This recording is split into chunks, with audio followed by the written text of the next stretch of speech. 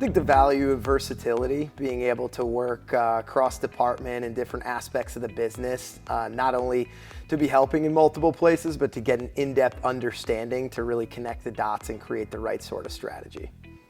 I'd suggest to attract and hire the best talent, you should allow remote work as an option post-pandemic.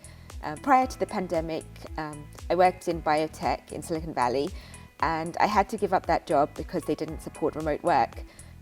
Since then, I started my business, and my team is fully home-based. This allowed me to attract and retain the top talent in the industry and grow my business. I'd say to keep an open mind. There's a big generation out there of young people, energetic crowd that has a lot of great ideas and bright ideas, and I think you should take those ideas in and learn new ways of doing business. Continue to challenge yourself no matter how seasoned you are. If you're not challenged, you're probably complacent then, so make sure you're challenging yourself and buying into this young generation and listening to their ideas. I think, going to younger employees with maybe some less formal work experience to get some of that fresh insight and a new look at a solution can produce some innovative thoughts. And it's also great professional development and investment in staff. I think a more seasoned executive should continue to remember to tell their own story time and time again as they continue to grow in their career.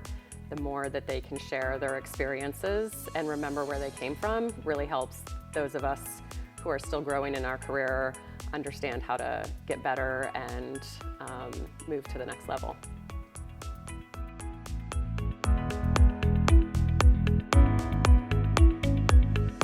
I hope it's gratitude. I hope that once we're back at Camp Randall Stadium with 100,000 fans, we don't take it for granted and we really learn to appreciate those moments and the energy that you feel when you're surrounded by 100,000 people. And I think in those moments, just really feeling the appreciation of that. So we've learned to value key workers that are essential to daily life, especially childcare workers and teachers. And I hope that we keep this in mind in the future and ensure their well-being.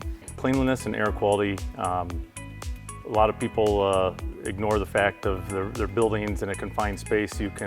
One person can change the air quality in their own building. It's hard for one person to change the outside air of the world, but we can all focus on our schools, our hospitals, and make a better air quality system with needlepoint ionization, UV lighting, and better filtration in our buildings. I'm really hoping that 2020 was a crucible of sorts. What the pandemic really did was magnify a lot of the issues that our community has been seeing for years and years, a lot of them societal and racial inequities, work that United Way has been doing for decades. I saw through our campaign a lot of these empathetic epiphanies, so epiphanies, if you will, people really understanding the issues and seeing us all as a collective. And I hope that kind of sense of togetherness and taking care of each other, empathizing and understanding the issues lasts well beyond the pandemic. At the start of the pandemic, people were really kind to one another and people were friendlier and more willing to reach out, and I hope that we can get back to that. I think that is the true American spirit, and it was lovely to see people helping each other.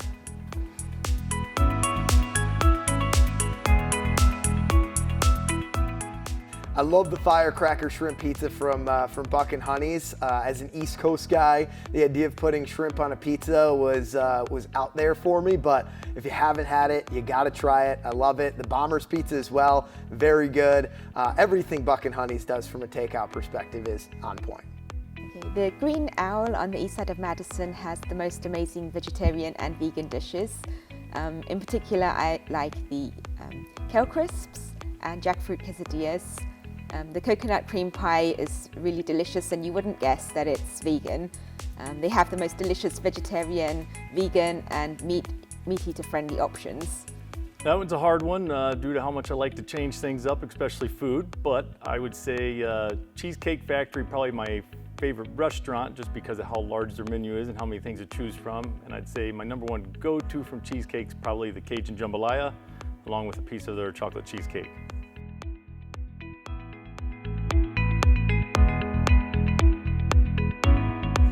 So don't tell anybody, my lesser known talent is that I'm a superhero. And by that I mean I dress up like a superhero for Comic-Cons. I've always been a nerd. I grew up with comics and video games and sci-fi fantasy movies. And I guess that's evolved as an adult to creating costumes and embodying my fictional heroes. My favorite is, Captain America. I think I've made 3 to 4 costumes for Cap. I'd be remiss though if I didn't thank my grandma. I wouldn't know how to thread a needle, let alone sew. She's my costume consultant. My lesser known talent is during my first pregnancy in 2013 and 2014, I CrossFitted through my entire pregnancy.